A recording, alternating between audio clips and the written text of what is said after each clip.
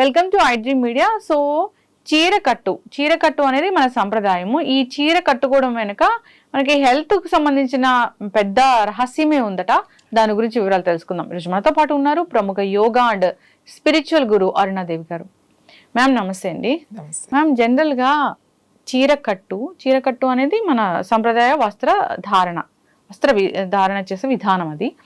అయితే ఈ చీరకట్టు ఇలానే ఉండాలి, దీని వెనక మన ఆరోగ్యానికి సంబంధించిన అసలైన రహస్యాలు ఉన్నాయి అంటారు. అవి ఏంటి అసలు? మనది ఒకటే వస్త్రం, ఏక వస్త్రం అని అంటారు.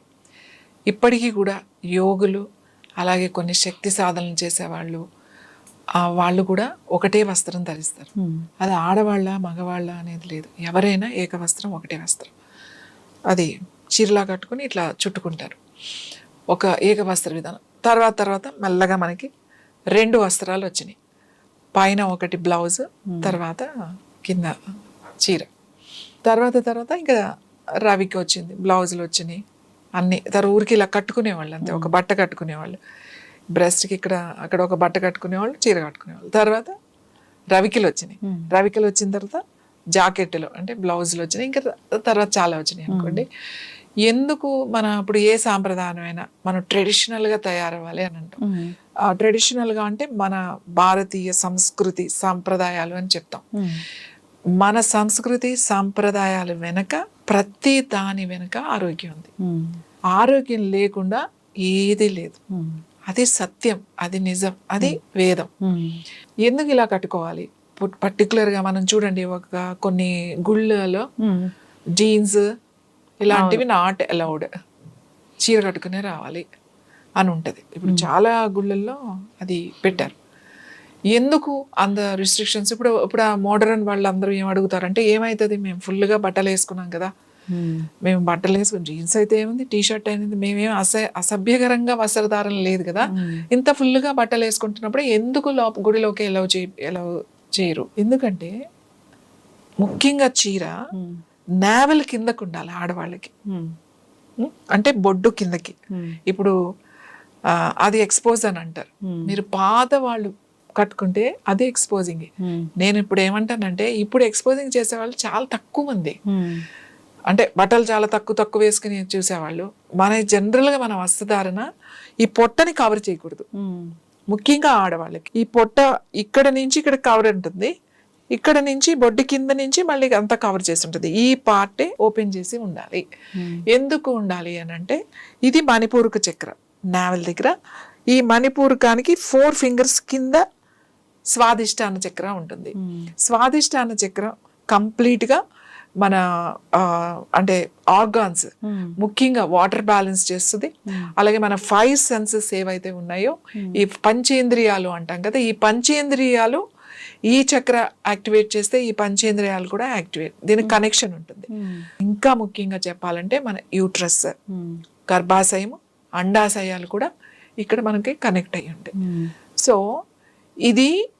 ఇది ఎలా ఉంటుంది అని అంటే, ఎప్పుడు కూడా దీనికి వేడిగా మొత్తం ఇలా కవర్ చేసేసి వేడిగా ఉంచకూడదు. ఈ పార్ట్ని అర్థమవుతుందండి, వేడిగా ఉంచకూడదు. ఎందుకు ఇంకా చెప్తాను నేను మీకు. మడి బట్ట అని కట్టుకునేవాళ్ళు, మడి కట్టుకునేవాళ్ళు. మడి అంటే ఏంటి? తడిచీర కట్టుకునేవాళ్ళు. తడిచీర కట్టుకునే వంట చేసుకునేవాళ్ళు. ఎందుకు అనంటే, వంట ముందు కూర్చుంటాం కదా, కూర్చున్నప్పుడు వేడి వస్తూ ఉంటుంది.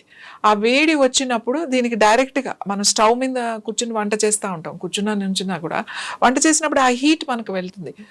కాబట్టి తడి బట్ట కట్టుకుని వంట చేసేవాళ్ళు అనమాట. ఎందుకంటే లేడీస్కి ఇలాంటి ఇష్యూస్, ఓవరీస్కి కానీ, గర్భాశయానికి కానీ, అండాశయాలకు కానీ, పీరియడ్స్, ఇర్రెగ్యులర్ పీరియడ్స్ ఇట్లాంటివి రాకుండా ఉండడానికి అలా వచ్చింది. ఇది ఓపెన్ ఉండాలి, ఈ చక్ర ఎప్పుడు కూడా ఓపెన్ ఉండాలి. అందుకే బొడ్డు కిందకు ఉంటుంది అనమాట. ఈ నావెల్ ఓపెన్ ఉండాలి. ఇది మణిపూరక చక్ర అని అంటాం. ఎగ్జాక్ట్గా ఈ నావెల్ మనకి చాలా చాలా ఇంపార్టెంట్. ఒక సృష్టి జరగడానికి ముఖ్య కారణము గర్భాశయం. ఈ గర్భాశయానికి ఎప్పుడూ కూడా ఎక్స్పోజ్ అవుతూ ఉండాలన్నమాట. ఆ ఎనర్జీ మనకి, ఆ చక్రాస్ ఎనర్జీని ఎప్పుడు అబ్జార్బ్ చేస్తూ ఉండాలి. అందుకే మనకి లంగా ఓని వేసుకున్న, చీర కట్టినా కూడా ఈ 2 ఉన్నాయి మనకి. లంగా ఓని, ఇప్పుడు ఈ పంజాబీ డ్రెస్లని, చూడీదార్స్ అవన్నీ మనకి నార్త్ అక్కడి నుంచి వేరే దగ్గర నుంచి వచ్చినాయి, ఇవి మనకి లేవు. ఇవి అయితే ఈ నావెల్ ఓపెన్ చేసి ఉండాలి, అది ఒక రీజన్.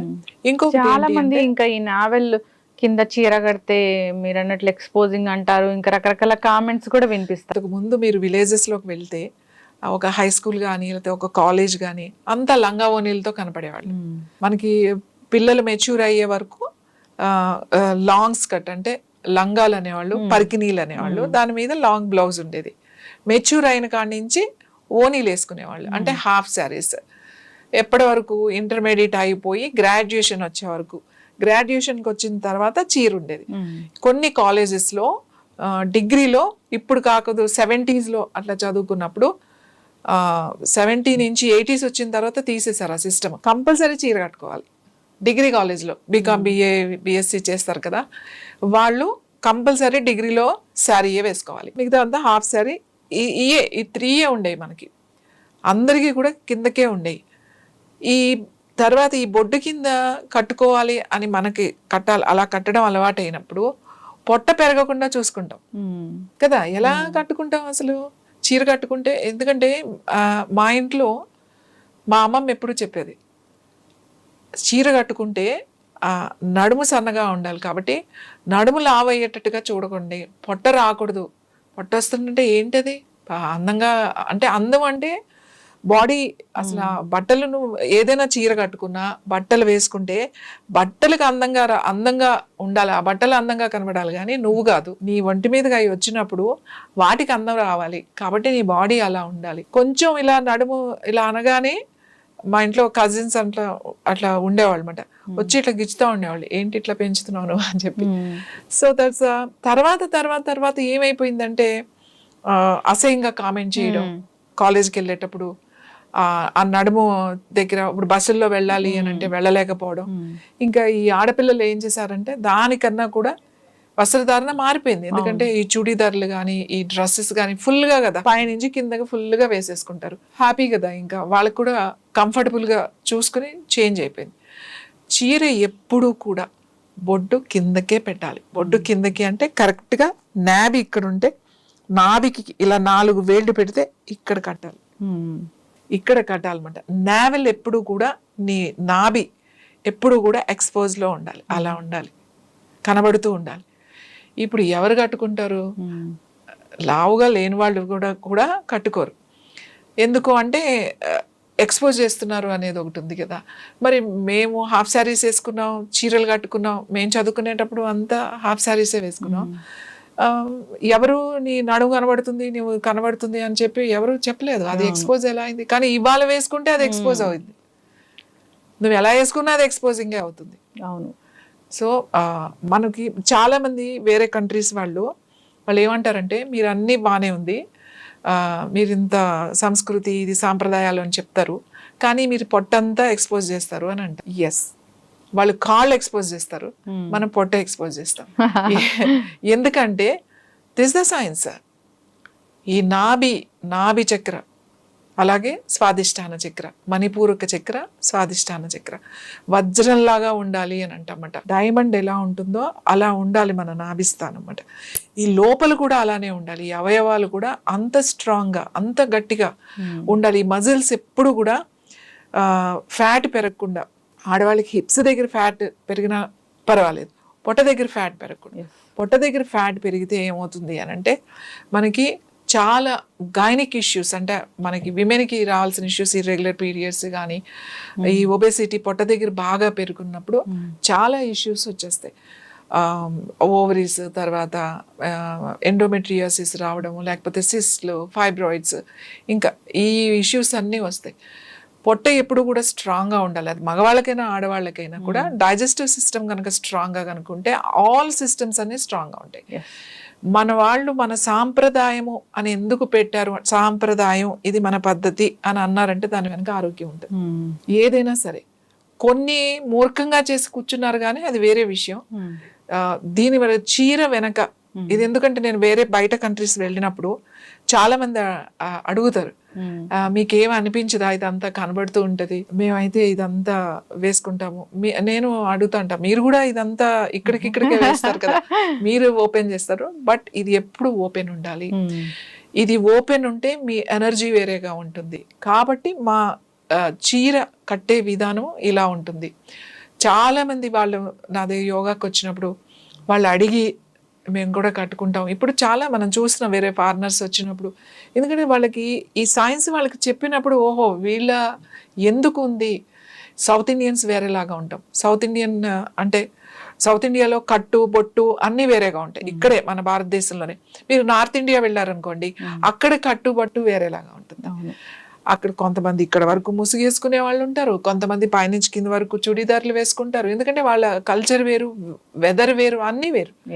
మనం ఇక్కడ పూర్తిగా బట్టలు ఆ సింథటిక్, ఆ పాలిస్టర్ ఇవి వేయలేము ఇక్కడ సౌత్ ఇండియాలో. సౌత్ ఇండియా ఇస్ ద ఎప్పుడు కాటన్ హ్యాండ్లూమ్స్. ఎందుకు ఇక్కడ ఇంత బాగా ఫేమస్ అంటే మన వాతావరణం అలాంటిది. మనకేం -డిగ్రీల్లోకి ఎప్పుడు వెళ్ళాం. మనం ఎప్పుడు ఆ హీట్, ఆ వేడి, ఆ టెంపరేచర్ ఎప్పుడు ఉంటుంది. కాబట్టి ఆడవాళ్ళు చీర నేనైతే చెప్తాను పొడ్డు కిందకే కట్టుకుంటారు. అదే సాంప్రదాయం, అదే ఆరోగ్యం. ఎస్, ఖచ్చితంగా మ్యామ్, చాలా చక్కగా చెప్పారు. మన సాంప్రదాయ వస్త్రధారణ ఏదైతే ఉందో దాని వెనుక ఆరోగ్య రహస్యాలు చాలానే ఉన్నాయి. సో ఇక బొడ్డు కింద, నవెల్ కింద చీర కట్టడం అనేది ఎప్పటి నుంచో వస్తూ ఉన్న ఆచారము. ఇలానే కట్టాలి. అలా ఉంటేనే మనకు హెల్త్ అనేది ఉంటుంది. దానికి అక్కడ చక్ర ఉంటుంది, అది ఎప్పుడు బయటికి ఎక్స్పోజ్ అవుతూ ఉండాలి. అలా అయితేనే మనకి హెల్త్ ఇష్యూస్ అనేవి రాకుండా ఉంటాయి. చక్కటి ఇన్ఫర్మేషన్ మ్యామ్, ధన్యవాదాలు.